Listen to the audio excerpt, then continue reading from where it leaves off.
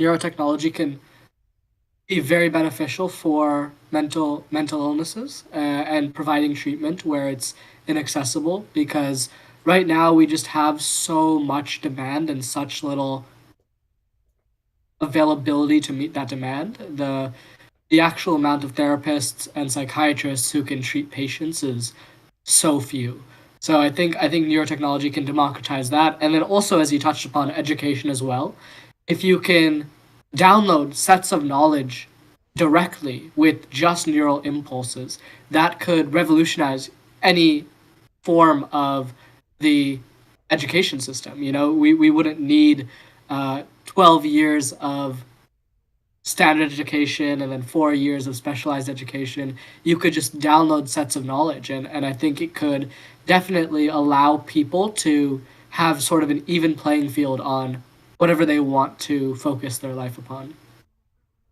I do have a question for you regarding that as well. When it comes to that, social, some of the issues I talked about with some of my other friends that they had was social. Mm. For example, if you don't have school, right? And we know we have a lot of problems with schools because mental health crisis.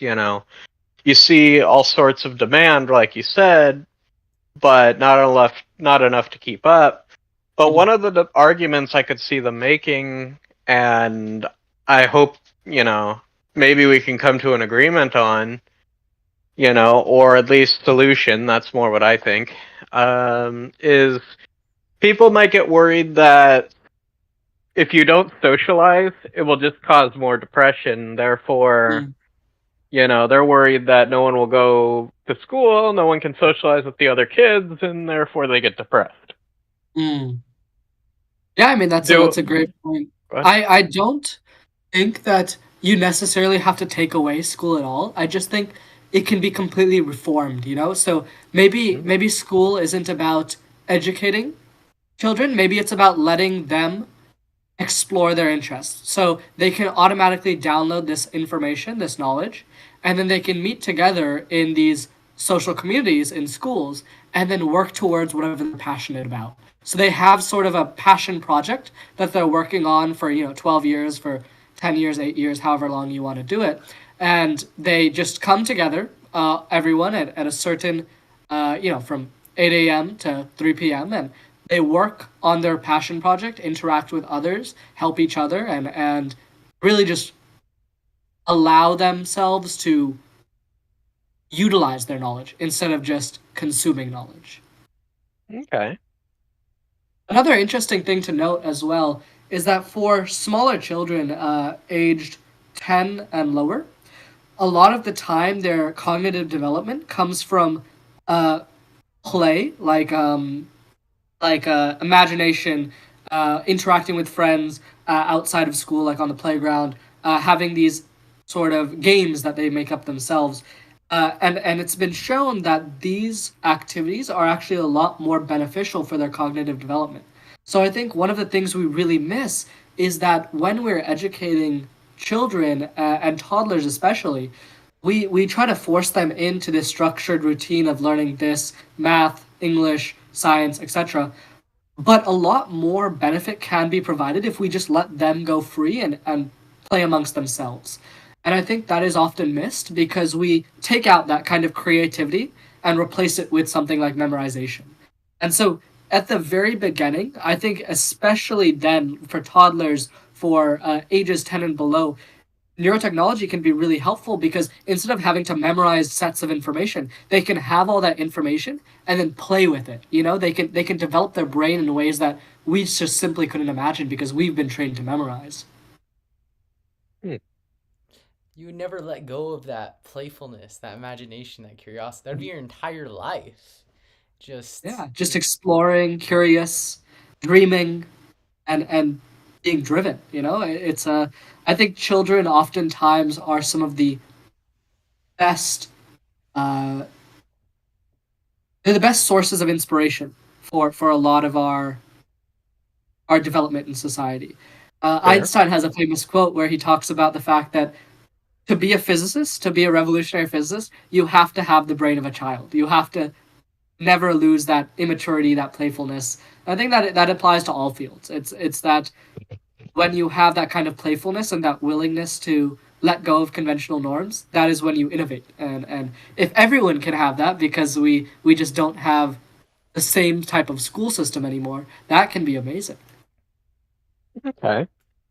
So another quick question revolving. Oh, sorry. I'm trying to charge my headset at the same time with a Nintendo Switch charger. So bear with me here. Or um, what's it called? Hold on. First to Scott. Okay, there we go. So, hold on. Is it charging? Sorry.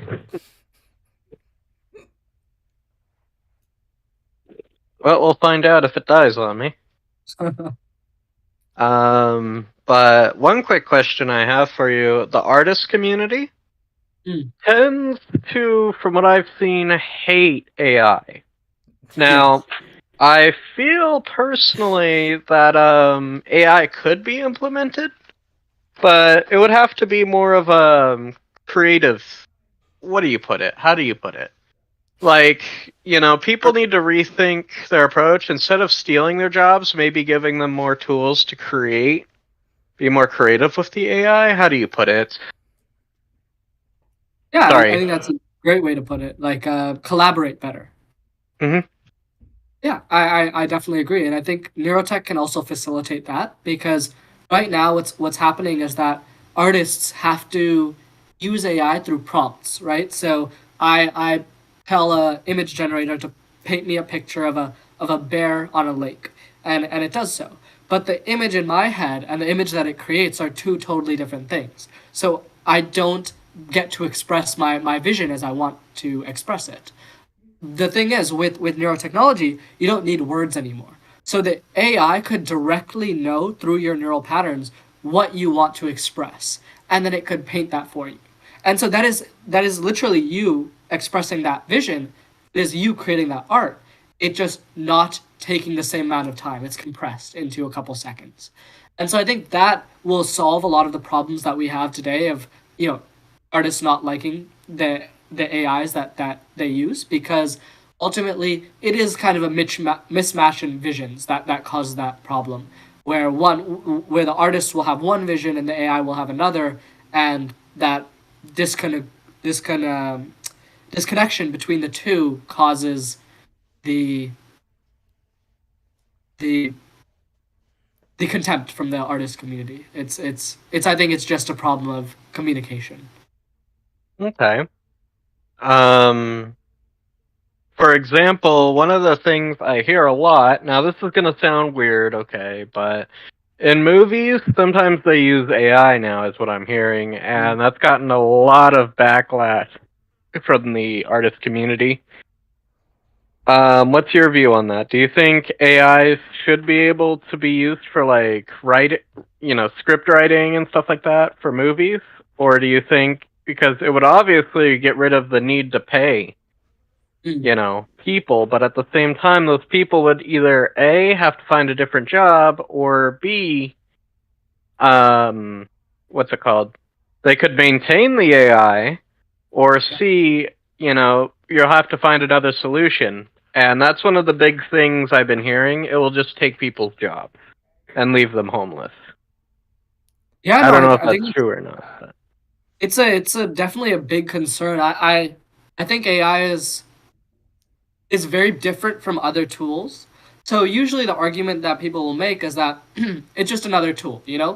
People will lose their jobs, then they'll get another job. The thing is, tools have always only been an increase in our manpower. So, for example, a tractor increases the manpower of a farmer. So instead of having to spend 3 days or a week tilling their fields, they can use a tractor instead. The thing is, we haven't had a tool yet that can completely replace manpower.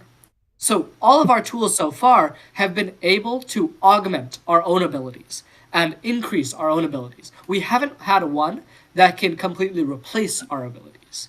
So AI is completely different because of that. So suppose you had, 100 farmers working on a field, and now you buy a tractor. One farmer can do the same work, sure. But if you get rid of that farmer, the tractor alone can't do its job. AI is different because AI alone can do its job. So AI replaces the need for humans at all. And that is where it kind of gets a little bit scary because as soon as you are able to replace manpower, that is what runs our entire social system, our economy. And and when you can replace that, it makes the working class essentially irrelevant. So instead of instead of us being able to find new jobs, AI can do those jobs faster than we can, better than we can. So there's nowhere to kind of run. There's no jobs we can take. And so that'll be an interesting kind of dilemma for us to face. But the solution I see is neurotechnology. Because right now we are constrained by the intellectual limits of our mind, right? So I'm not faster than an AI. I cannot have as much information as an AI. I cannot do as good of a job as an AI. But as soon as I have neurotechnology, I am equivalent to the AI or better, actually, because I can utilize these AIs directly in my head and then also have access to this copious amount of information. And so I am far surpassing the abilities of that AI. So now I can get a job again because I am competitive with that AI. So I think the only solution to this problem is neurotechnology. They're two opposing sides in a war. You know, there's AI, there's neurotech, and one's gonna win out, and it's gonna determine the fate of humanity. Okay. Well, sorry, I don't mean to. But my brain, forgive me. One last thing before. So, how exactly can one contribute, and how do we know the result? I know it sounds like a tough question. Believe me, I'm on board with neurotech, but at the same time, I'm also trying to make sure, when people have questions, you're able to answer them. And you seem to be doing a good job. I'm just worried about the, what's it called? The job, the switching of the economics, because you are right, our economic system is pretty set in manpower. Yeah. But I don't know how it's going to transition, and if it transitions like overnight, I may see problems. Not with me, but the community in general might get up in arms over it. So, Yeah. And that's what's happening know. right now with AI. It's such a quick kind of turn of events that it's really replacing jobs at a breakneck speed, and I think that is what's gonna cause social upheaval. Uh, so neurotech is kind of the only solution we have because it allows us to become equivalent with those AIs. And you make a good point about how we can kind of make sure that transition is gentle. So the way I see it, it's gonna start mostly with hobbyists. So people who are interested in neurotechnology will start to adopt the devices that we build and build software on top of that. So kind of like a PC in the early 90s, where it was given to hobbyists and those who were just interested in playing around with the technology, and they built software. So they built Microsoft Office Suite. They built programming languages. They built video games, and these things that they wanted to build ultimately are what made the computer useful. It wasn't the computer itself, it was the software built on top of it. And the community is what built that software. So I think it's going to be the very same with neurotech, where we release the devices, but they're just devices by themselves. They're not useful in any sort of way unless someone builds on top of them. And that's where the community comes in. I truly think it's going to be a whole community of people that really build the software, make it useful, make applications that consumers want to use. And the way you can kind of, so there's two questions there, right? How can I contribute and how do we see the results? So one is the contribution. So right now, we're kind of working on the proof of concept of a generalized input output device, and what that means is essentially you can read inputs from the brain with a helmet using brainwaves, and then you can put information back into the brain with ultrasound. And if you can have these two inputs and outputs, it essentially becomes like a computer for your brain, where you can program in certain commands and then see what it does to the brain. And once you have that, just a general input output device, a community of hobbyists will be able to utilize that to make applications. And so that's where it becomes very useful. In terms of actually contributing, there's many ways you can do so. You could, be on the science side. You could be on the programming side. You could be one of the hobbyists. You could be on the art side, like Max was creating a bunch of art for the neurotech revolution a while ago as well. You could be on like the literary side, creating writings about it. In fact, actually, computers became so widespread because in the early 1920s, there were so many books that had computers in them. So much science fiction revolved around computers. So when in the 1990s, when computers actually came out, there was so much hype surrounding it. People already knew what it was, that the mass market adoption was really quick. And we're hoping the same thing happens with neurotech, Writers will include it in science fiction, people will know what it is, and they'll adopt it. And so there's so many different avenues to take. It really just depends upon your interests, Whatever you're interested in, if you can pursue that in a way that aligns with neurotechnology, it can be extremely helpful for the revolution. And it is going to be a technological revolution, just like the PC revolution, just like the genetics revolution. Like, it will change a lot of our society. And in terms of gauging where it ends, I'd say that the end goal would be something of what I've described in some of my Medium articles, where it's like a essentially a society in which every kind of necessity is democratized, like education, knowledge. They're all democratized, and you can do anything with it. If I want to build a rocket ship, I can build a rocket ship because I now have the knowledge to build a rocket ship. If Max wants to change his DNA using CRISPR, he can now change his DNA using CRISPR because he has all that knowledge. And so it's kind of a society where everyone has the ability to pursue their own dreams. And I think that is a great goal, to like a great short-term goal for neurotechnology. Okay. Well said, Rishi. Thank Well, oh, sorry. I wanted to ask you this. Every person that has been interested in universalism, including myself, including Kyle, including many others, have brought up this one fatal thing. Mm. They go onto the laptop, they Google universalism, and then they come back with a totally corrupted view on it. Fatal, because there are so many stems and so many different interpretations of this one word. Is there a way that your universalism stands out from others? I know it does stand out, but I mean a symbol, not a symbol, but a word like universalism ac or universalism something. Universalist philosophy. The others are not philosophies. Are none of them philosophies? Universalism is a Christian concept. That means you can save all souls, essentially. Something like that. But that's a religion. This is a school of thought, a philosophy. Okay. Yeah. Oh, sorry. Go ahead. That makes it more clear.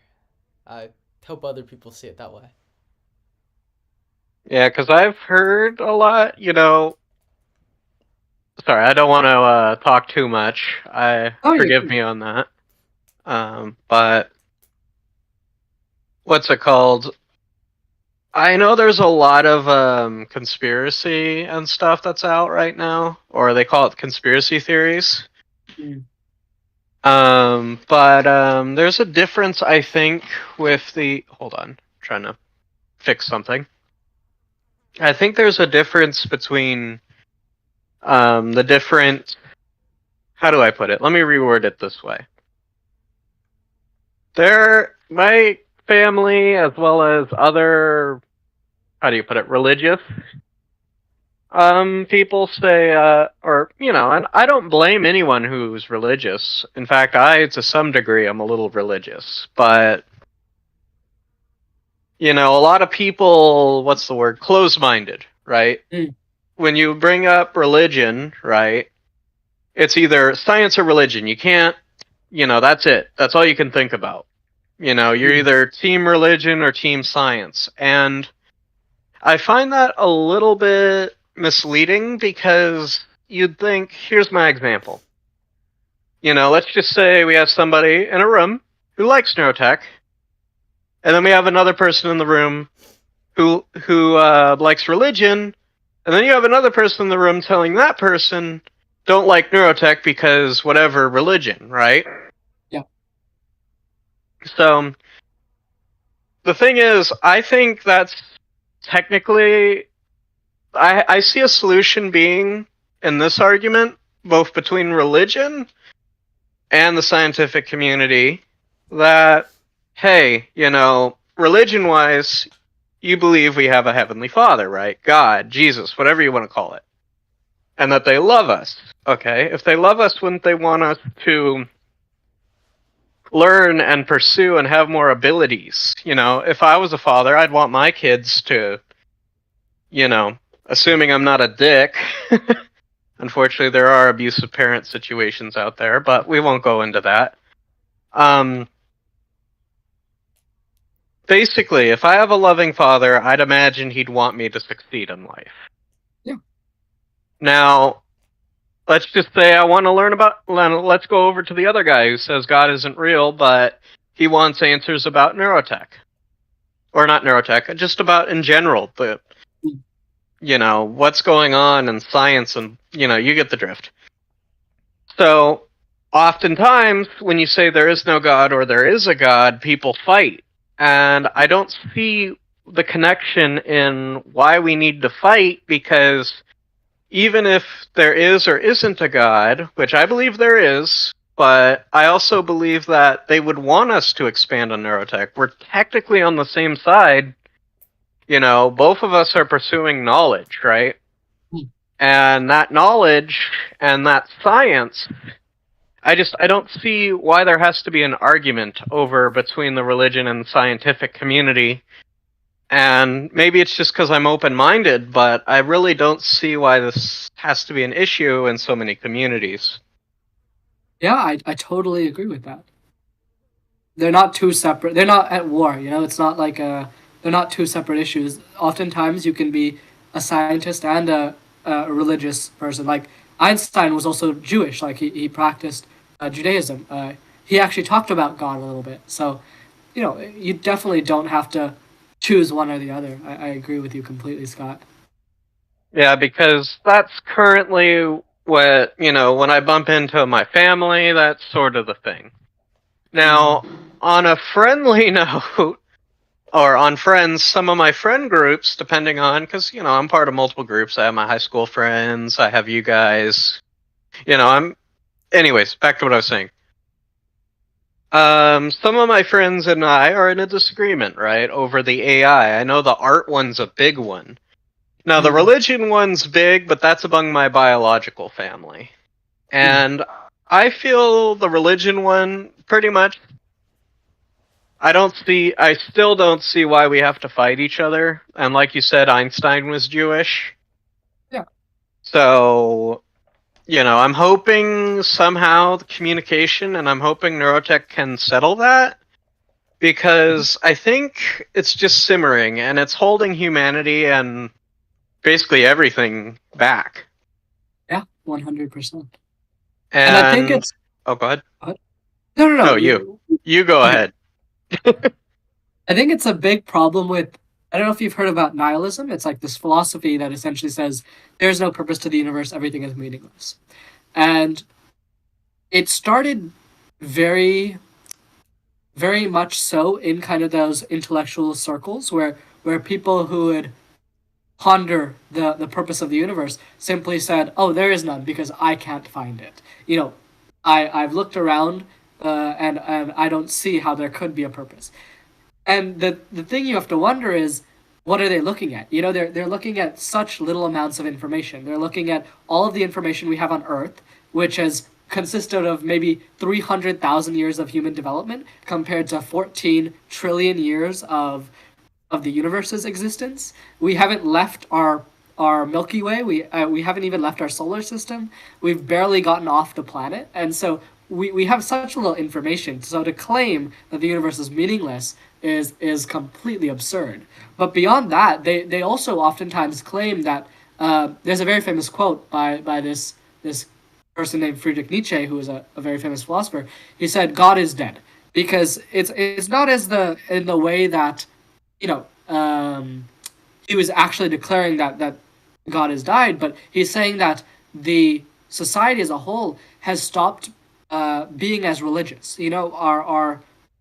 Our government no longer is connected with the church. Our our religious institutions no longer center our lives, and I think there's a very interesting point there that nihilism oftentimes is the thing that has killed a lot of the religious uh, interest that we used to have in community. Because as soon as you say that there is no purpose to the universe, that the universe is meaningless, then that plays directly into the hand of, okay, if it's meaningless, why are we here? If it's meaningless, then there was no God that created it. And so I think a lot of the time we are just educated with that in general, like that there is no meaning to the universe, that becomes kind of the default philosophy. And I think that is what is causing the divide. Because it's not scientists or it's not scientists or those who believe in religion who are causing the issues. It's the nihilists, because the nihilists literally are those who don't believe in God and who actively work to spread that ideology. But scientists who don't believe in God oftentimes don't really have a view. They're pretty agnostic. They think maybe there is a God, maybe there isn't a God. We just don't have enough evidence. But the nihilists claim with certainty that there isn't. And I think oftentimes that is where the divide comes from. It's really a shame because you'd think, well, this is just coming from me. I think there's nothing wrong with being open-minded. I mean, you look back at what's it called? The Earth was flat isn't really a thing anymore because now we know it's not. But you look back. If you would have said that before, they would have called you crazy. Yeah.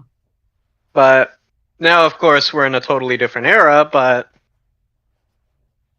that could be our perception on the universe. We could have no real clue of what it really is or what potential or, just everything, We're just Yeah. one planet in one galaxy in one small corner, I Just couldn't Yeah. agree with you more, Scott. That's a really good point. Kyle, what's your opinion on all this? I sorry for agree. blasting you. Yeah. Sorry for blasting you constantly with barrages. No, it's enjoyable. I really like your questions. Oh yeah, me too. I think you guys are completely right. There's a big difference between saying I don't know and saying like uh no, there's nothing, right? Yeah, exactly. To me it's a little bit different though. I think it's even more ridiculous. There's a difference between I don't know and I don't want to know anything. That's how I look at it, but that's just my view, Yeah, I think you can't. Oh, go ahead. I would like to point out though that before we hit the technological revolution, it was kind of absurd to think that we could know such things. So you would get to a point where you'd say like I don't see meaning anywhere, like why am I here? I don't know. Like there's no evidence for any which way. And it would be more reasonable for you to conclude like Give up. give up, right? Because you have no technology, you have no like understanding that it's possible to learn more. Because like at that time, maybe it's 1800s, maybe it's like every 1 in 30 people are like scientifically well read and they're actually trying to like work on stuff. It's not really a thing. Yeah, I Also, completely agree. communication. Oh, go ahead. Sorry. Oh no, go ahead. I was just saying I agree. Communication is going to be key. I think the computers and phones and whatnot were big because it could allow scientific minds to communicate, right? Mhm. But it's kind of weird because now we sort of have this vision in a lot of communities that, I feel that's anti. How do you put it? Um, Nihilism, I think, is currently the one. It's self-destructive, from what I It is. observe. Yep. And we're not going to progress if we keep destructing our planet as well, ourselves, our people. You can build, but you can't, what you want, but you can also destroy it. And it's really sad how the nihilist look is, we have no need to destroy it, but we should destroy it because it's pointless. Like, it Exactly. doesn't make sense to me. But, I'm coming in with this at an open mind. I'm not, going to come in and strike anyone down because, this is a community. We all have a right to our opinions and views, and so far I don't see any red flags, so I'm not going to comment on anything other than, what I feel can contribute. Well, it's a But great oh, go ahead. great way to view it, because I totally agree. I think it is just destructive to be closed-minded. If you're not learning, if you're preventing learning, it's ultimately not moving society forward. It's not moving humanity forward. It's not moving yourself forward. And we're like a shark. If we don't progress, we drown. If we don't go forward, we drown. We just sit and decay. And I think that's what the nihilist philosophy is kind of heading towards, which is why there needs to be a kind of revolution in that. I don't get it though. Like, sorry. Why it's so popular? Yeah, because it just doesn't it just doesn't ring. Maybe it's just me, but I really don't see. I don't see the view in it other than saying you're giving up or you're copping out. That's all I can say, It's not a there's nothing clear about that point. I don't feel like Like, nihilism is that popular. I think most people just don't think about philosophical ideas, and you ask them these questions, and then can say, "Yeah, sure, there could be meaning to the universe," and that's as much I'd say thought as they put into it. I'd say the default though is usually nihilistic. It's Wait, why that do you so say the that? default Why? if you ask someone what the purpose of the universe is, I'd say 8 out of 10 people will say it's just to be happy. True. Where does that instinct come from? It comes from the nihilistic instinct. Because as soon as you say the universe is meaningless, you are allowed to now pursue your own individual happiness as the ultimate valuable pursuit. If you say there's a purpose to the universe and it is not your own happiness, then that doesn't give you the ability to pursue that. So when you ask someone what the purpose of the universe is and they just say, "Oh, live a happy life." That is nihilistic. That's a It really is it good is an argument. offshoot of nihilism. Yeah.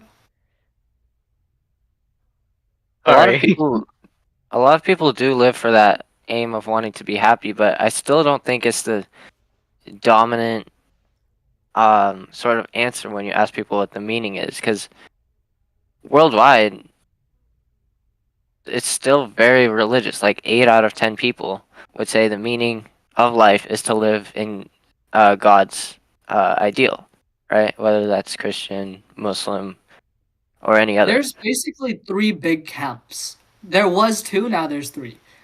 It is nihilism, it is religion, or it is universalism. Those Okay. are the three big camps. The- Now there's three. wow, this is such a giant camp, guys. Sorry. Sorry. I'll show you the difference. So there's the first big camp of religion. That used to be a lot bigger. Most everyone used to be religious. If you look back at the 1800s, 1700s, religion played a huge part of the average person's life. There wasn't a person who was born who didn't have some sort of religion. Usually their parents were some sort of religion.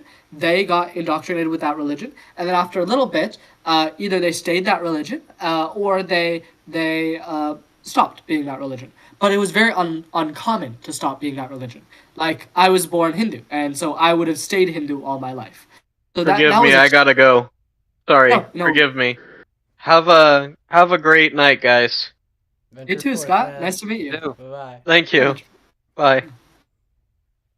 Yeah, so there was a huge cultural push towards religion. That was like 90% of everyone. Nowadays, though, we have a lot more atheists and agnostics, mostly atheists, though. So that is the other big camp, the nihilists. So the nihilists are not religious. They have gone into saying now that their purpose, that their meaning is nothing. It's nil. It's not. It doesn't exist. And I'd say that is a fairly large portion. It's not as large as religion. I totally agree. But it is the other big camp. And it's a much more destructive big camp, I'd say.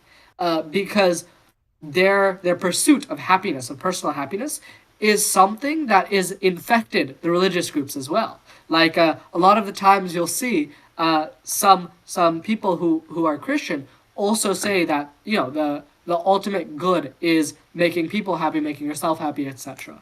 It is kind of like an unspoken assumption of society, and it's extremely widespread. Like if you ask someone, like I know the amount of people I used to ask when I was young what the purpose is, what why we're here, etc.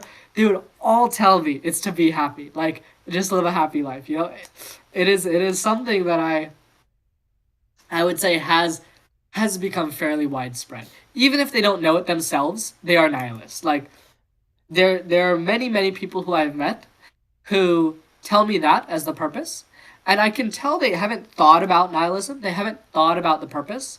They haven't thought about philosophy at all. But because they hold this view, their structure of thought, the tower that they exist upon, is the nihilist tower. They haven't gone all the way down to the base. They haven't explored it all, but that's the tower they're on. How about the people that say, I don't know the purpose of the universe, I'm not sure if we'll ever find it, so let's just be happy. But you Nihilist. still say that is nihilist? It still seems That's open, nihilist. but they It's just pessimistic. don't know. It's what? Go ahead. I don't know. I think that's the like same if thing as nihilism. if a system is not presented with the proper data, like they See, saying that we'll never know, that basically means that now I can live my life meaninglessly. I can live it without purpose. So it's the same thing. It is more logical than nihilism, at least admitting that you don't know. And I think that's a major issue that we have is trying to teach people that we can know. Like I talk to so many people that just don't recognize the power of like genuinely we could do anything. Like they don't know you could do literally whatever you want with your life and be successful. It's about it's crazy how much power the human mind has and how much power technology is gaining. Like we're on an exponential ramp and people are still like I feel like stuck in the past or they don't like think about the possibilities in the near future that's coming and we sort of have to bring that to them. It's amazing, man. Yeah, like life extension. We could be immortal beings in our lifetimes. People don't consider that. It's a very real possibility. It's amazing that people don't.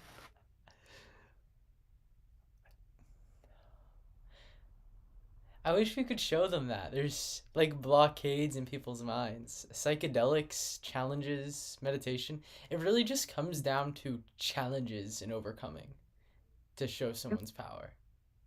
I mean, that's what creativity is, it's removing an assumption that you didn't even know you had, removing a mental block that you didn't know you had. So like, when you get creative and solve a math problem, it's because you were following a rule intuitively that you shouldn't have been following. And you're like, hey, wait, why am I following this rule? You take it out, and that opens a whole new path. And I think that's what it is. A lot of the times they have these intuitive assumptions that have been baked into their philosophy, have been indoctrinated into them, and they never reflect upon these assumptions. And then as soon as you challenge it, then they start thinking, hey, maybe there is something out there. It's it's like we need blank slate people, because people are just built with like predisposed like ideas about how the world works and how like structured it is. We just make like an 8-year-old army. Swear to God, like. Oh yeah, the Catholic Church used to have or the Jesuits used to have a saying. It was like, give me any 3-year-old and I can turn him into a preacher. Yeah. It would be so easy. Oh, Kyle was telling me earlier about this interesting thing that Brian Johnson's doing. You should tell Max about it. Oh, yeah, he's trying to turn Don't Die into like a world philosophy. I told you about this. Oh, You did? Yeah. I saw it online too, but yeah. Oh. No, exactly. I think that could challenge a lot of people's assumptions about mortality and about the amount of time we have. I think that could be very beneficial because as soon as people start thinking we might not die this lifetime, they think, what do I do with an infinite lifetime? And they could come to universalism. Don't Die is his philosophy in itself, and it drives all of his actions. He cares about promoting his philosophy. That's like the essential thing to everything he does, like that message. And it is very universalist. I've It's So very- universalist. You could sit down with Brian Johnson. All you have and to do is he- ask him, why don't you want to die? And he'll go down the universalist path. Man, it would be so easy. He's so close. I watched I've seen a few podcasts of him talk about like philosophy for a few hours, and he gets so close. He just needs You to should break email the him. barrier. What do I think about We him? should talk to him. You should email him. Yeah, you should talk to him. You should email him, ask for to set up a meeting. Say you're a college student, you're very interested in his work. That's a good. He's plan. so powerful. Like, and so close. Yeah, that would be cool. It would be. Or does he hold any talks in SF? Where is he based? He has a few months ago he had like a giant like conference. I don't think it was his, but he was there and he was promoting it. I'm pretty sure he does that every once in a while at least. Cause Don't Die has events. I see him like running with large groups of people, all with the shirts Don't Die. I think I he's love in that. LA though. Oh, you should email him. Just ask him for like a 30-minute meeting. Say you love philosophy. Here, brianjohnson@gmail.com. Try it out. Yeah, that's a. If that doesn't work, try another email. That could be. Let's just try to find you. How often do you email people? Oh, I cold email so much. Like I found I spent like 3 hours one day. And I found like I don't know if you guys know who Mark Andreessen is. Like this really big venture capitalist investor, and he's invested in like things like PayPal, big companies that have done a lot of like impact on society. He's interesting philosophy. He talks about it quite a bit. He's been on Lex's podcast a little bit as well. And I emailed him once. Like I just like scoured the internet like for an hour, 2 hours, found like an emailed him. Then nothing happened, so I emailed him again, and then his email got back to me and said, "Oh, I actually transitioned to this email. It was an automated reply." So then I took that emailed him again, and then I ended up speaking to I didn't end up speaking to him, but I ended up speaking to someone lower at his venture capitalist company, and we had like a great philosophical discussion, and it was very great. Now I know someone, at A16Z like that. That sounds Like enjoyable. you could like making content. just email. Yeah. Like Steve Jobs when he was young, he was like in his early teens. He needed just a singular part for one of his devices that he was building for a school project that was manufactured in computer facilities at HP. And so he gets out his phone book, he goes and searches for Hewlett Packard.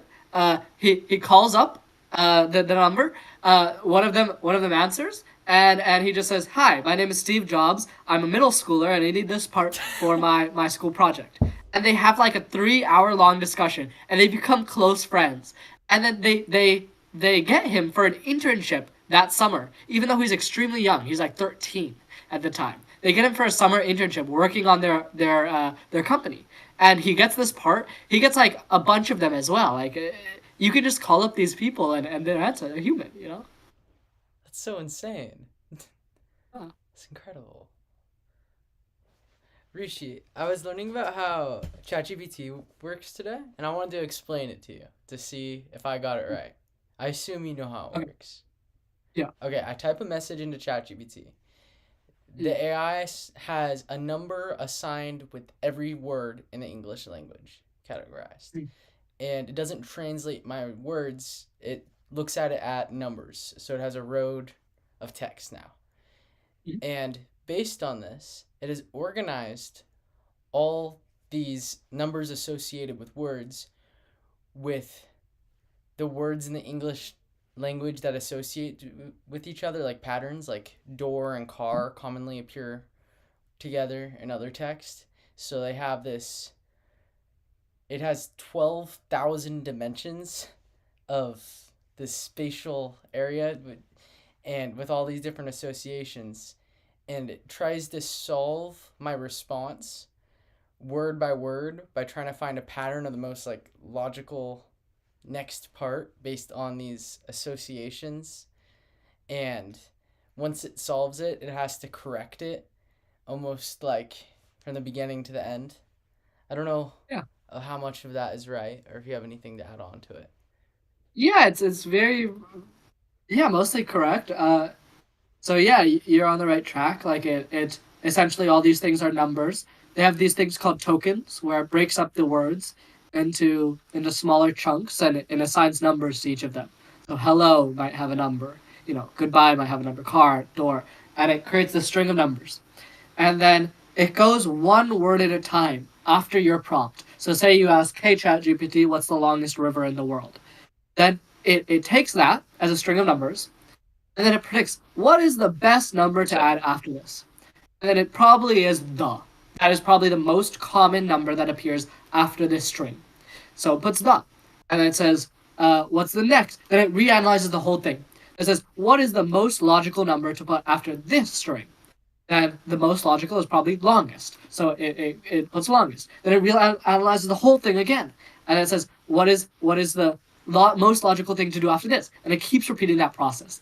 And so it takes the whole thing, adds one word, reanalyzes it, adds one word, reanalyzes it, adds one word, so it's very inefficient. It is extremely inefficient because it has to take a whole chunk and then put one word to that, and then take that whole chunk again, and then put one more word. And so it is very, very inefficient, yes. But you're right about how it works. It does just convert these into numbers. There's a thing called embedding space, which is the 12,000 dimensions. And essentially, like, you have concepts that relate to each other in the embedding spaces based on how frequently they appear next to each other, based on how frequently they appear in the sentence together, and it creates these high-level patterns. And what it is, as I explained before, is high-level pattern recognition. That is what intelligence, for the most part, is. It is being able to analyze higher order patterns. And that's what it's doing, right? It is able to analyze the patterns of grammar. It is able to analyze the patterns of a language that we ourselves don't know. Like, for example, that it might be a pattern that there is actually a pattern like this. That adjectives that describe a object go from more vague to less vague as they get closer to the word. For example, I believe it's, yeah. So for example, like the fast blue car. So it's more vague that it's fast, more specific that it's blue, and then it describes the car. Or But what makes it more like specific? like if I said the blue fast car, is that more likely or less likely than the fast blue car? I guess it sounds correct because I've heard it said that way so many times. I wouldn't say it's Exactly. less. And that goes for everything. Like if I said the the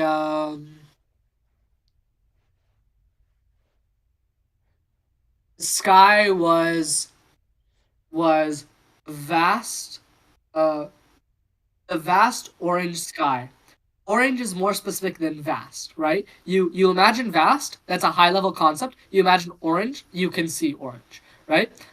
Something like uh,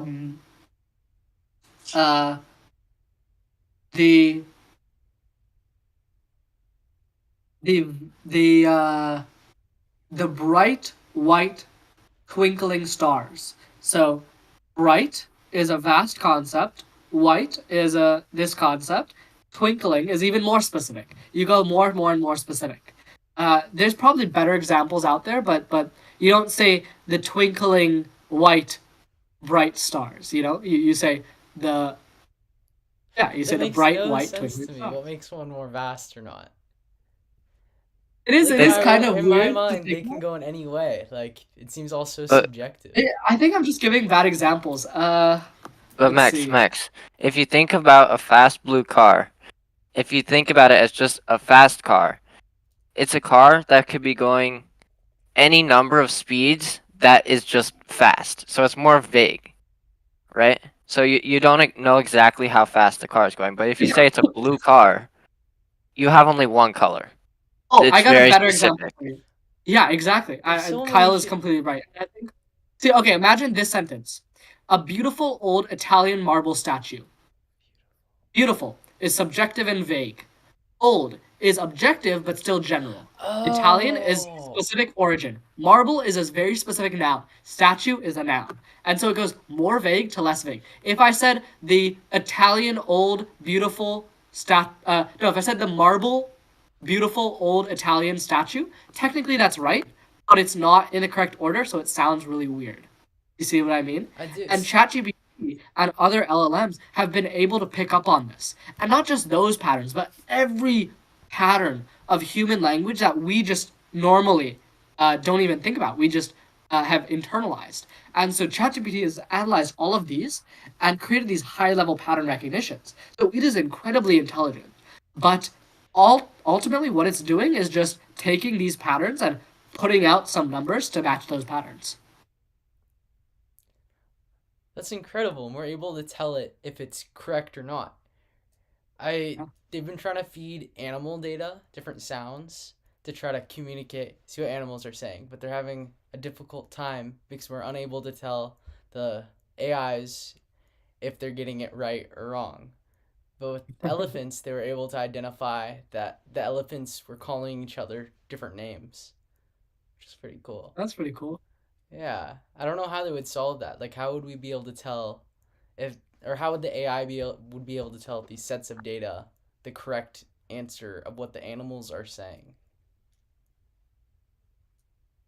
Maybe if the AI could interact, if it could play it back, that would be beneficial. Like how we taught apes to speak sign language because the apes could interact back with us. If they couldn't, the apes would, and the apes just sat there, then we wouldn't know if it's actually learning, right? So if the AI can interact with the animals, play back the sounds, and see what the animals' reactions are, that could help. Oh yeah, like an Arrival. I just watched Yeah, it. like an arrival. You did. It's great, right? Dude, it's pretty good. Right. But It's a great you movie. told me most of the plot, so like the Um, moments where you get really excited and get it revealed, it wasn't the same, but it was still good. uh, Wait, what is this you movie? should read the short story now. Arrival. Arrival. Is it good? The short story is even better. Okay. Yeah, I'm not gonna Sorry, lie. I just popped in here and I have no idea what we're talking about. You're good, man. How have you been, Paris? I'm good, man. I'm just, eating dinner, just taking care of my kittens. I just got them spayed, just chilling. Oh, good. What's for dinner? Oh, eggplant, cauliflower, and some chicken. Nice. Yeah. All right, I'll let you guys talk. I'm just gonna listen. I don't know what's going on. Yeah, no worries. If you have anything pop in as well, like we'd love to hear. But yeah, Max, does that make sense oh yeah, does that make sense on how it works? Yeah, that would be cool. Like the more we can get AI to interact with our world, the more it can learn. Is there any other Yeah. ways that can apply? Ways that AI can, if it had more access, it can learn a lot more? What problems could it solve if it had? Interaction is probably the biggest thing. It needs to be able to. That's how we learn, right? We interact. We see a ball up on a hill. We go and touch that ball as a baby, and we look at the ball and we play around with it, and we form a mental model of what a ball is.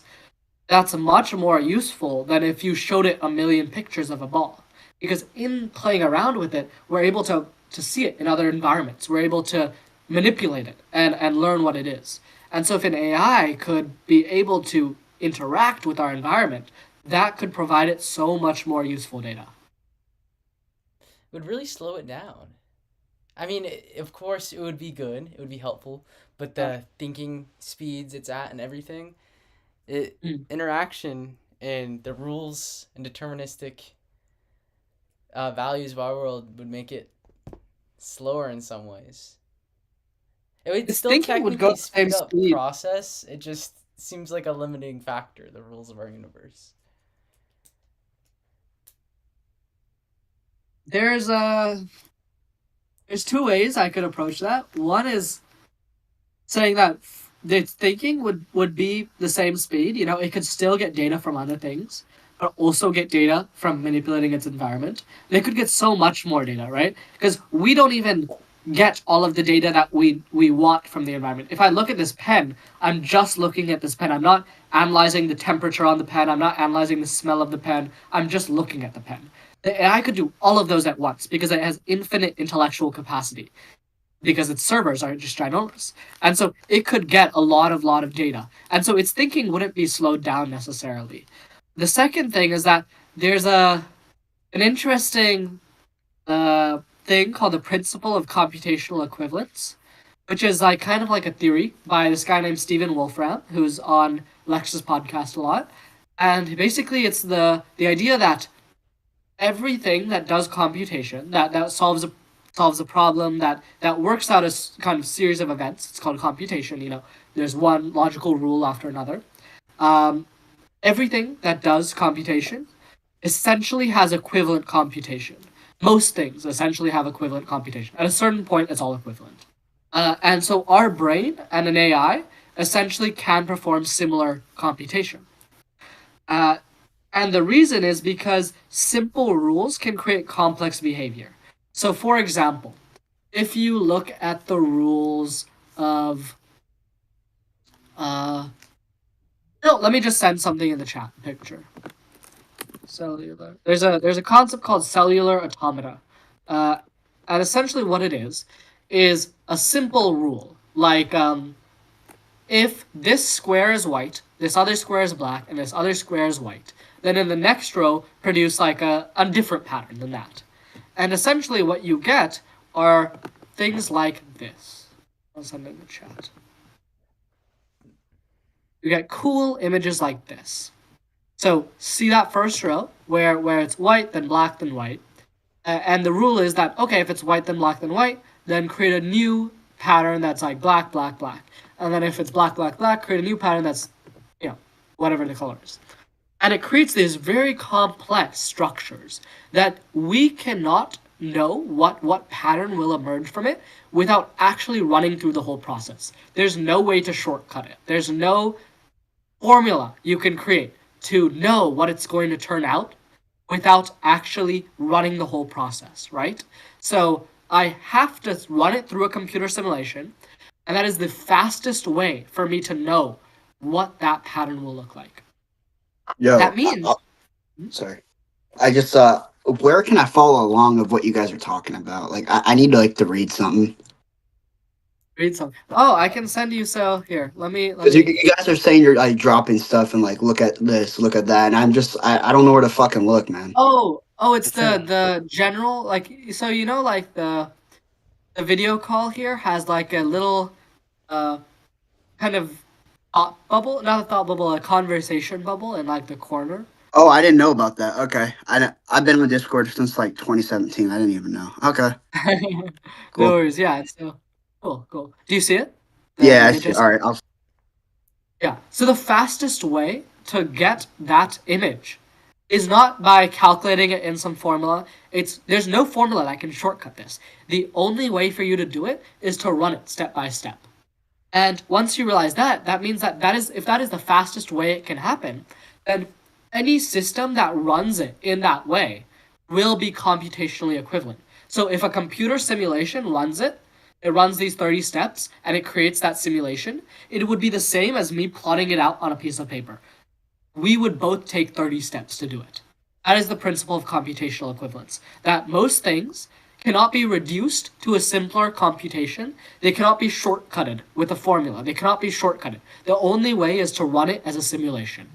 And once you realize that most things are like that, then the person who runs it, the person, the observer, must be computationally equivalent to any other observer if they run it through the same possible steps.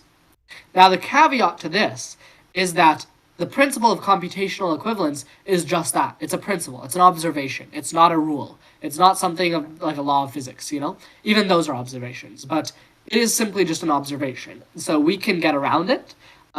We don't know that it's 100% true. But for a lot of things, it is true. What does caveat mean? Means like a like Like an exception. an exception. That's a good word. Okay. It was really well said. I saw the first episode with Stephen Wolfhard explaining that.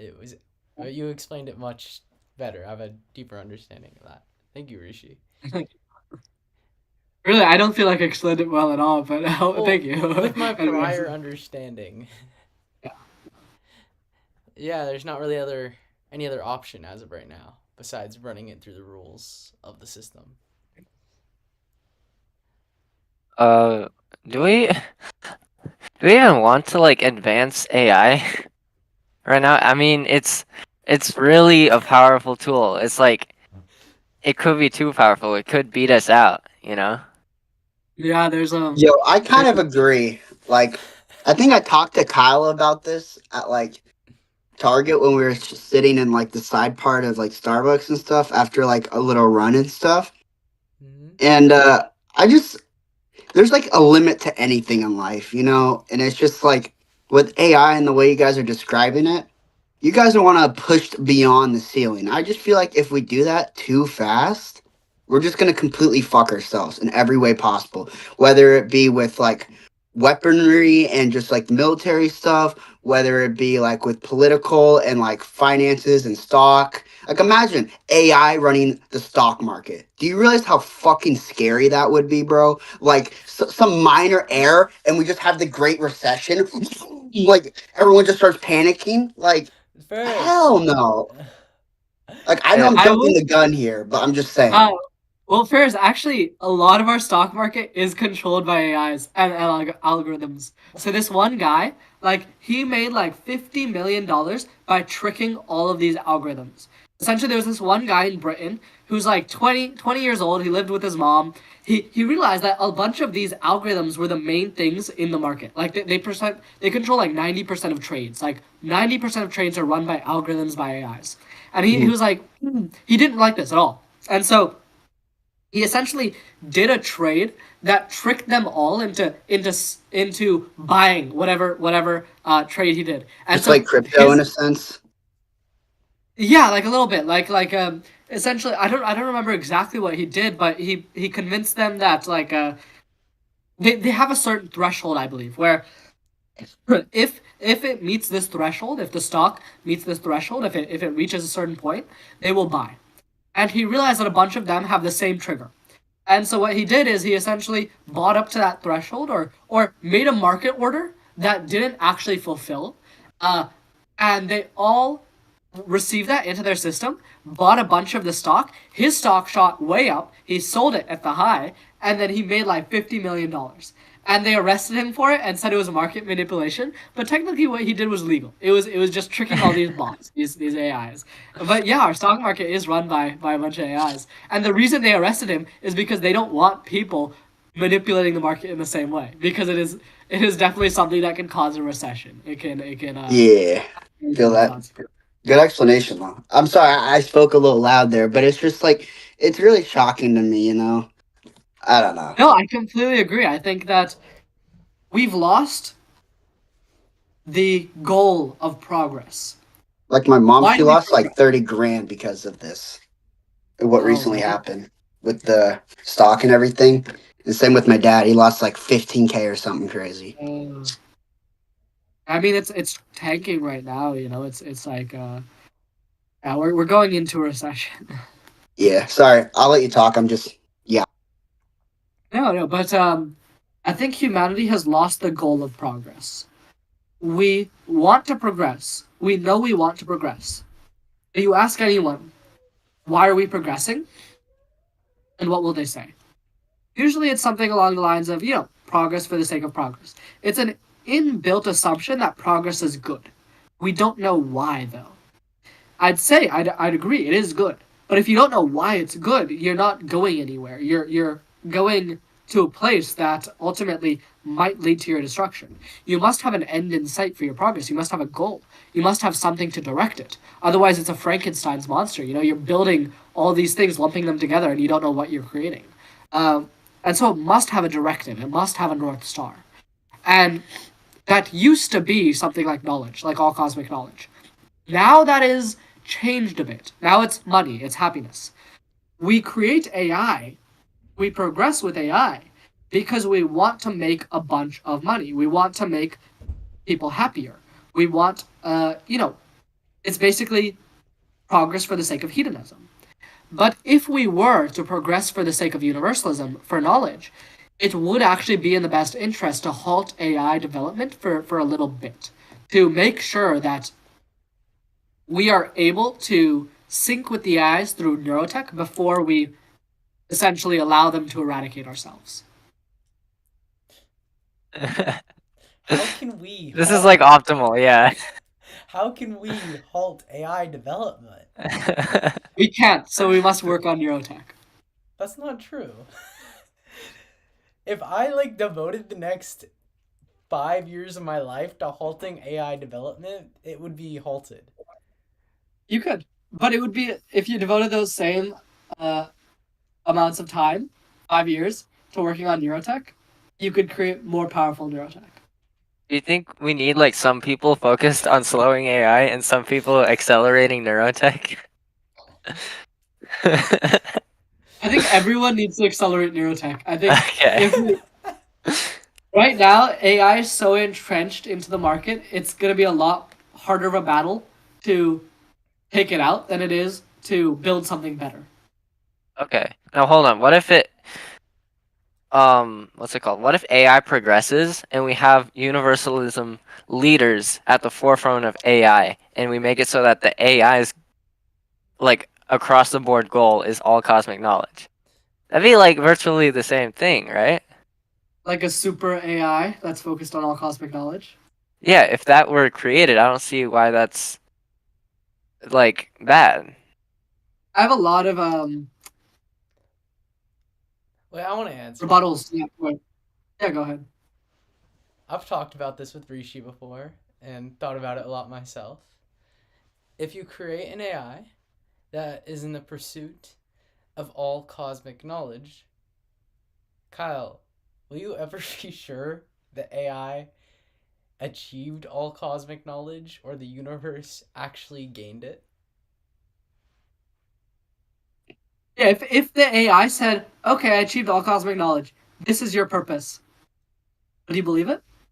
No, fuck no. Are you kidding me? Exactly. It's all Okay. randomized. This is assuming the AI and I are separate Like rolling a entities. dice. Yeah, but the only way for you to be together is a hive mind, and that can Right. only be through neurotech. But with the principle of non-dualism, I would be the AI, right? So why does it matter for me personally to know what I'm doing as long as there is something out there that is on its way towards all cosmic knowledge? And eventually never I'll be get picked sure up that's- into that. There's a this great body will. thought experiment. Imagine I have a super intelligent AI and I tell it to maximize paper clips, to make the most amount of paper clips it absolutely can. Like I'm a paperclip owner of a company and I have this really powerful AI and I tell make the most paper clips it possibly can. You know what it'll start doing? It'll start destroying our world, destroying the universe, converting everything it can into paper clips. Yeah. Because it doesn't know any better. Because its directive is to get all the paper clips, to make every paperclip. So it'll destroy our sun, make paper clips. It'll destroy Earth, make paper clips. It'll kill people, make paper clips. It doesn't have any other knowledge in mind about this. And the same goes with something like a super intelligent AI. You can never know its true objective. You can never know if it's actually doing what you want it to do or it's optimizing for something else entirely. So if it tells you, I've got all cosmic knowledge, this is your purpose, maybe it doesn't. Maybe it's actually optimized for something else that you don't know about. Yeah, I I guess don't that even makes know if sense. it would be possible to destroy the sun. I'm sorry, with AI. I don't even think that's possible. Anything's possible, Ferris. Like, it's far in the I don't want to future, be of like course. not. I want to be that guy, but like that just seems like a reach, you know? The sun's already going to explode. You can just speed up the Like process. ref, call the flag. Like what? That's just my opinion, though. I mean, like I said, I don't really know enough about like all this cosmic knowledge and universalism. I'm kind of just here to learn new words and just kind of learn shit because I'm not gonna lie. In high school, I don't want to out myself. I was never the most intelligent person ever. So like, I'm just here to kind of learn what I can. So I'm just gonna give Oh, my it's take good. here and there. But That's great. I mean, I highly recommend just learning whatever. Like I love just looking at Wikipedia and scrolling through it, like just learning random stuff. It's fun. Yeah. isn't Wikipedia actually not a good source though? Like, Nowadays they have links towards their sources, so it's actually not too bad. The thing you have to be wary about is if it doesn't have like a source header at the top. So like you'll read a line, if after that line it has a number, like a yeah. little subscript of a number, usually that means it has a source. And you can click on that number and see what the source is, and then you can go to that source and read more. If it doesn't Okay. have a line like that, if it doesn't have a number, and it's a big claim, it's probably false. Cool beans. Thanks. Yeah, so I guess with the AI, it makes sense if there were a way for you to 100% say like its goal is all cosmic knowledge, that would be fine, but really the only way we can know for sure is with it being us with neurotech. Yeah. Exactly. Kyle, what have you been doing lately? Not too much, man. Uh, it's I've been just lying down, trying not to move because I got poison oak. Oh, how's So that? it's not very fun, honestly. Take the L, bud. Get Fortnite emote on, bud. I took the L. Yeah, and then I took a Benadryl each day too. So my brain What? hasn't been that active.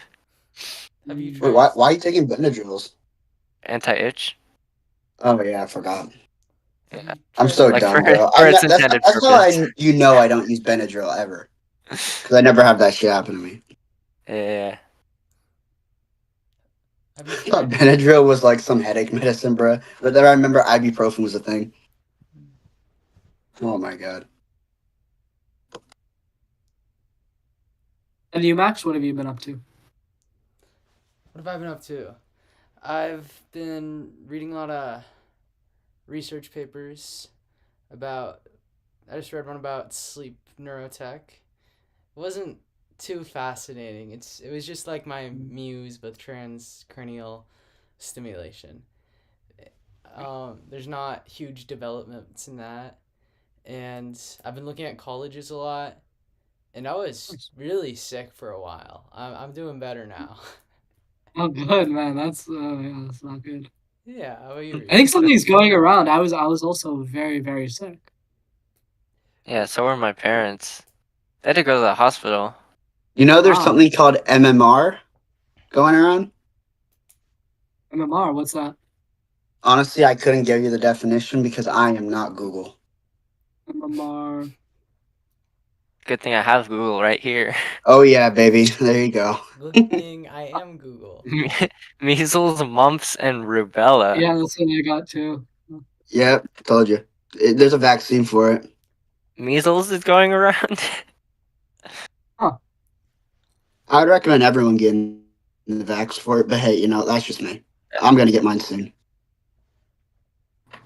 Good to know. Thank you. Yeah, thank you. Er, Your parents had to go to the hospital? Yeah, Oh, they That's just wanted to crazy. check that it wasn't like concerning, cause mm. yeah, they had like pneumonia and stuff. Oh wow. Yeah, even Oof. you remember I have a couple friends who actually are getting pneumonia, and it's all happening in like 1 week. I've noticed it's all been the last week that people have been getting sick. Very Yeah, odd. it's so weird. It's like it can't be just like a regular fever going around, right?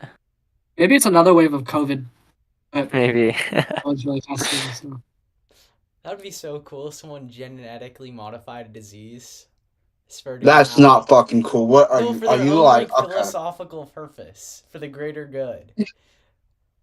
You know, I'm just gonna great keep pile of eating. fears. There's a great book called Oryx and Crake where a guy does that for a good purpose.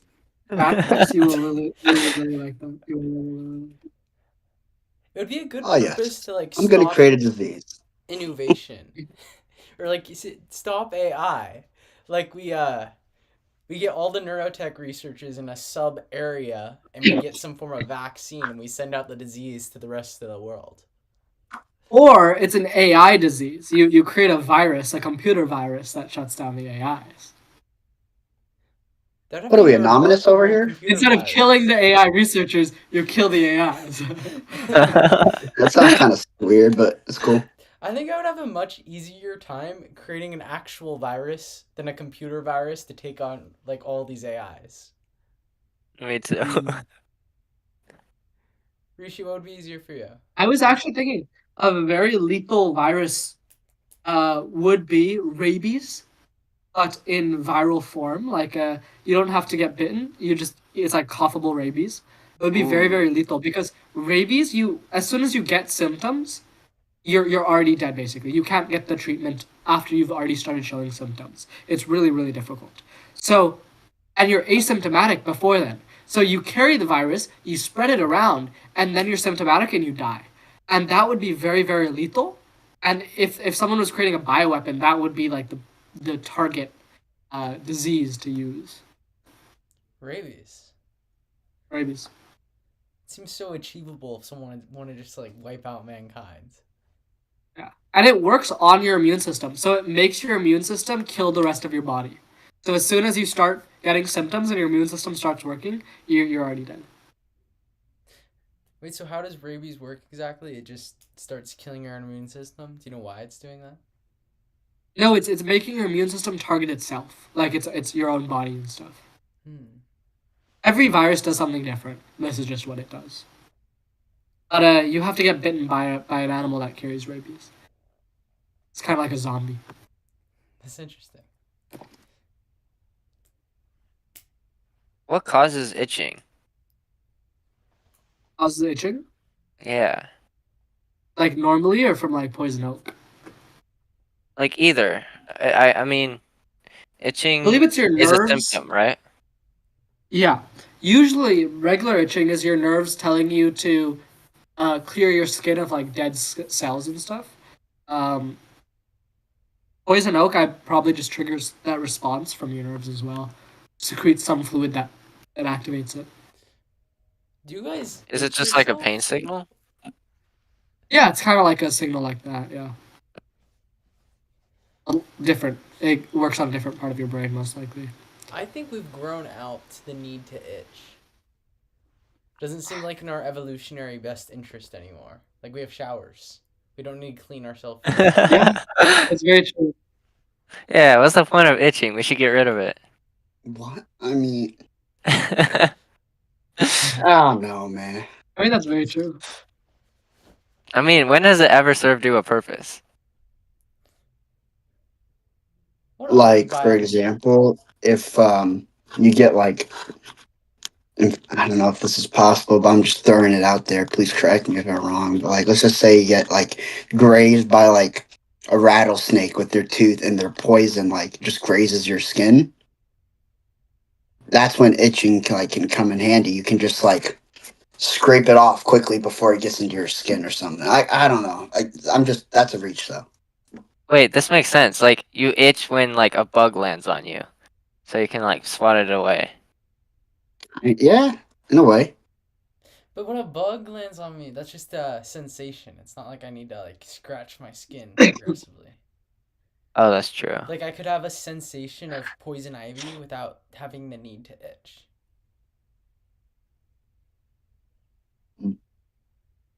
Okay, so I misspoke. It doesn't cause your immune system to target itself.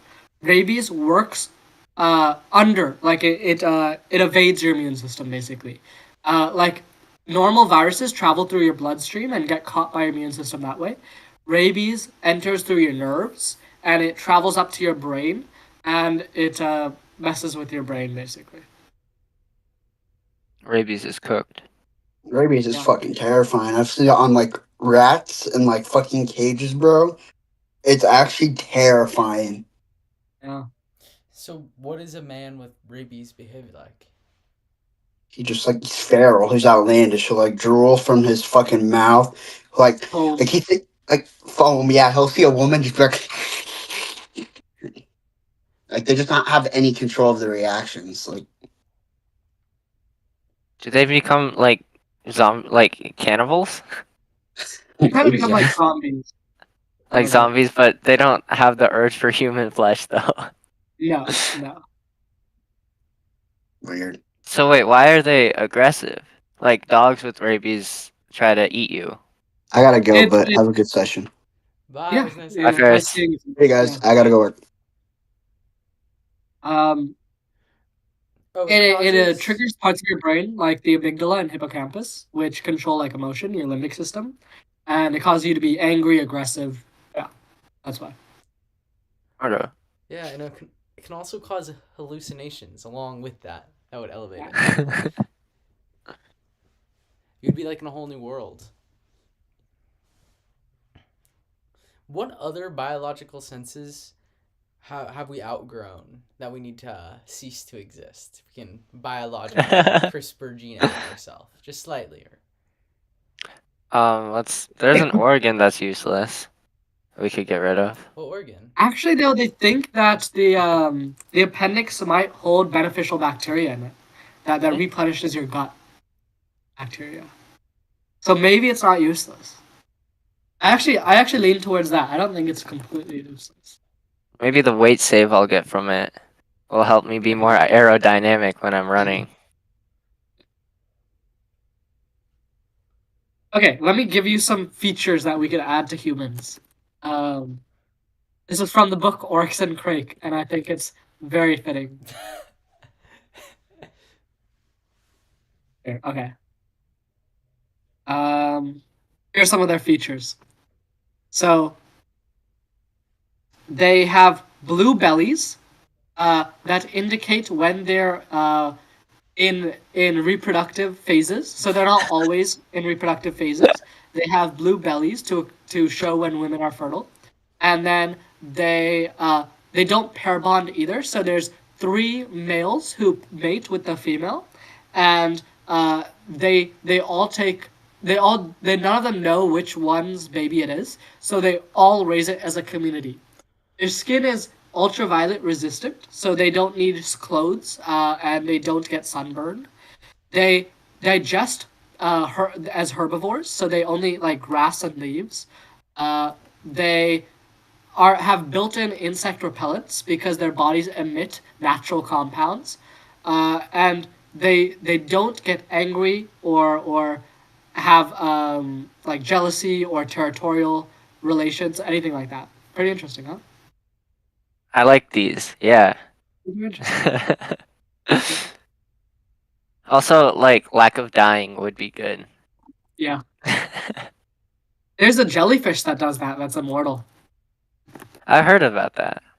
It's very interesting.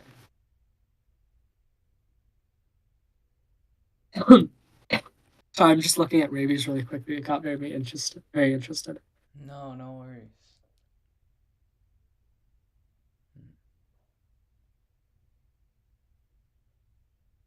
Mm.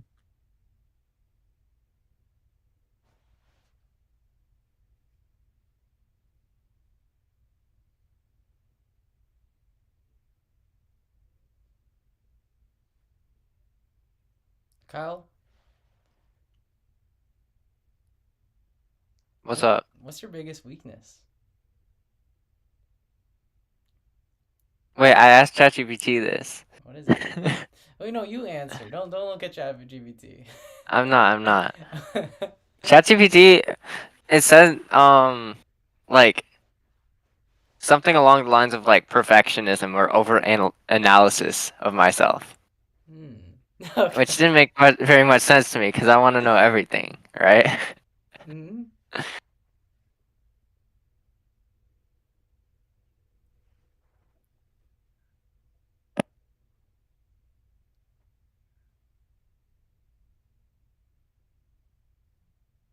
Oh, yeah. Sorry. Okay, I'm back.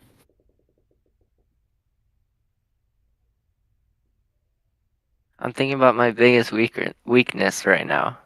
Rishi, what's your biggest weakness? What I've been confronting recently is that when I go to pee at a urinal, I I really can't. Like if there's anyone in the bathroom with me, I just can't pee. And it doesn't. It only happens at urinals. Like if I'm outdoors and I need to pee and someone's around me, I can pee. It just happens at a urinal. You gotta lock in, Rishi. Get that fixed. Like that's so inconvenient. So what do you do in public? Do you have to go to a stall? Yeah, I usually go to a stall. You should stay out of Okay, your that's own not that tea. inconvenient then. How is that your biggest weakness? Like, Realistically, that's something you don't need to like overcome. You yeah. could go the rest of your life with that weakness.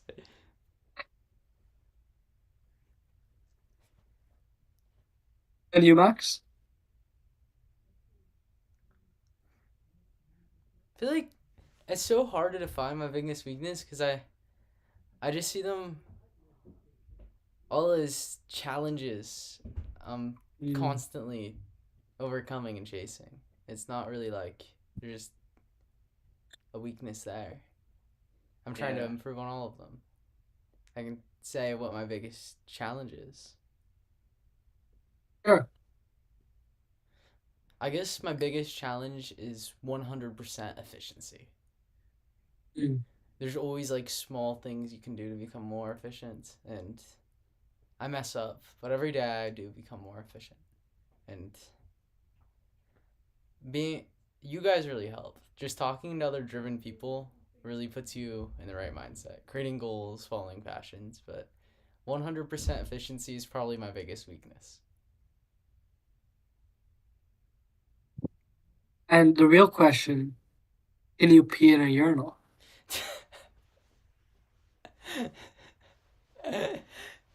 Wait, why can't you pee in a urinal? You spent 40 days in the desert. Did you ever think about this? Well, I peed outside, so I didn't have to. Man. Wait, so Kyle, what's your biggest weakness? My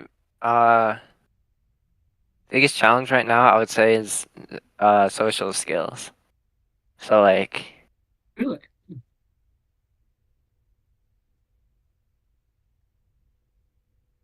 yeah, being able to speak well, being able to like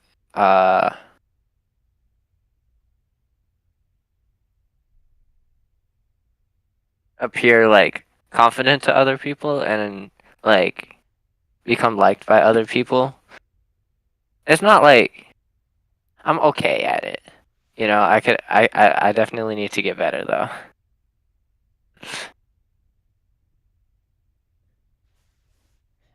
A lot of times I've just like in the last year or so, I kind of like got rid of my desire to be liked by other people. I didn't see it as important, right? So every time I would go like hang out with people, I would be like 100% myself, and I like that kind of like is putting a limiter on me now because it's I've spent so much time just like showing up to the party and then just like not talking, or just like you know, like listening to everyone, like occasionally saying just what's on my mind, not really like trying to fit in, I guess. And it's become kind of like I need to relearn how to do that. Mm. What's really helped me with socializing is constantly recognizing other people's strengths in social situations. And then I say that to myself and I think about it and I try to understand why they do that or how. And I always do that. I still do it. It's enjoyable from people's confidence. Yeah, you just watch. Yeah. Yeah, that's great advice. And I've a lot of YouTube videos are very helpful. It's like a massive part of YouTube. There are so many like popular videos that are actually really helpful. Good. What are the tips that you've been learning?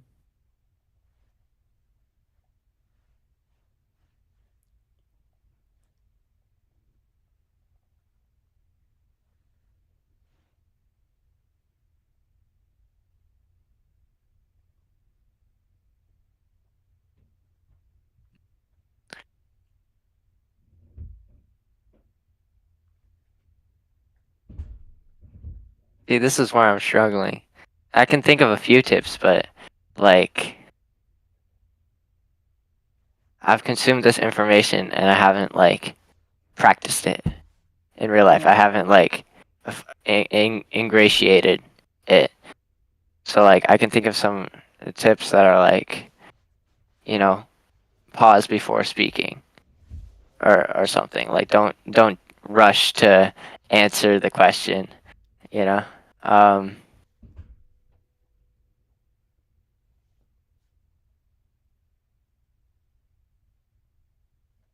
I couldn't say much. I'll have to start like taking better notes on these videos and stuff like that. And like actually, I'll give you some tips like in a private call. We can do that. okay, yeah, sure. And just I I think honestly, go I ahead. talked to Max about this like a year ago or so, right? When we were doing our survival challenge. We talked quite a bit about this. Yeah, that's cool. Yeah, but honestly, I think like in general, when I'm learning something, I need to uh do less consuming and more putting it into practice. So that's Mm. like taking notes and taking like physical actions with what I'm learning, Yeah. Oh, that's good. or even I mean, just you should just go approach people and just strike up a conversation. yeah, like that's a better way to learn than just like watching 5 YouTube videos and then doing nothing with it. Oh, There's a lot of like social challenges you can do. Challenges are always fun. Like Rishi asked out a ton of women to overcome a fear, which was impressive. long time ago, long time ago, before when I was a different person. Yeah, you were I remember young. telling us about that. What? I remember you telling us about that. Yeah.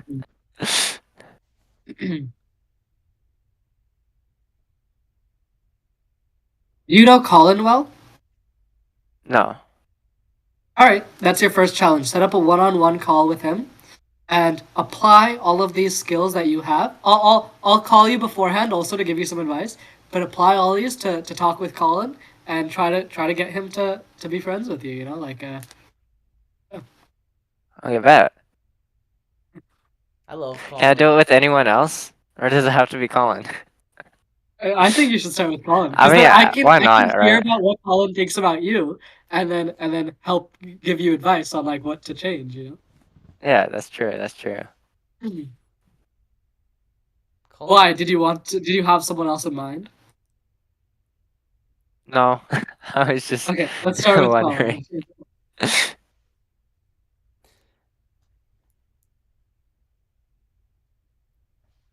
All right. Well, I should probably go, but it's been a good meeting, guys. Venture Sounds forth. Yeah, sounds thanks. good. Venture Venture forth. forth.